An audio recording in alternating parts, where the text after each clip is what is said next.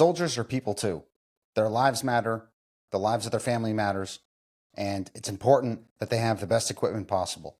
The first few months, even the first year of what happened after October 7th, maybe it's understandable there's some issues, but the systemic inability to provide soldiers with the proper equipment in Israel is a complete disgrace. The idea that people pretend it doesn't exist, they say, oh, I think it's okay. No, it's not okay. You know something? Ceramic plates should be checked and they should be updated and they should be removed from circulation if they stink. It shouldn't take donations.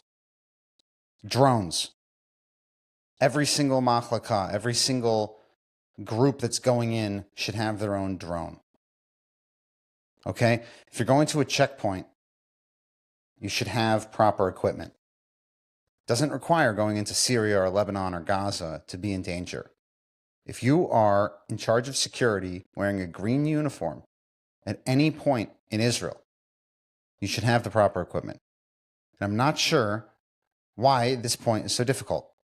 I'm not sure why everyone gets gaslit.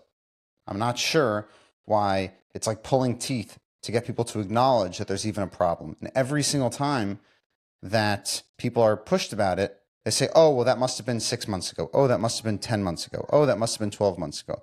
Well, you know something? It's happening now. The fact of the matter is we have units reaching out every single day with issues that should be solved by a functional government and a functional military. But the same people that didn't do their job before October 7th, many of them are still in power. And many of them are still doing this. I mean, thank God Yoav Gallant is no longer the Minister of Defense. He even had the audacity to invoke Jewish values and humane values when it came to a hostage deal. And I say, Minister Gallant, you actually sent people into combat with substandard equipment. You were the Minister of Defense, and you just didn't give them proper equipment. How do you explain that? How do you explain that to a family of someone who fell wearing terrible equipment? Or someone who was injured wearing terrible equipment? And it's not that hard. Just go ask any Israeli where they got their equipment from. It's really not that difficult. And it's time, it's long overdue that we have this discussion, because in the same way that we're concerned about the hostages' lives, we're concerned about the soldiers' lives. And if Israel's cutting deals with terrorist groups, ensuring their survival, you need to be properly prepared.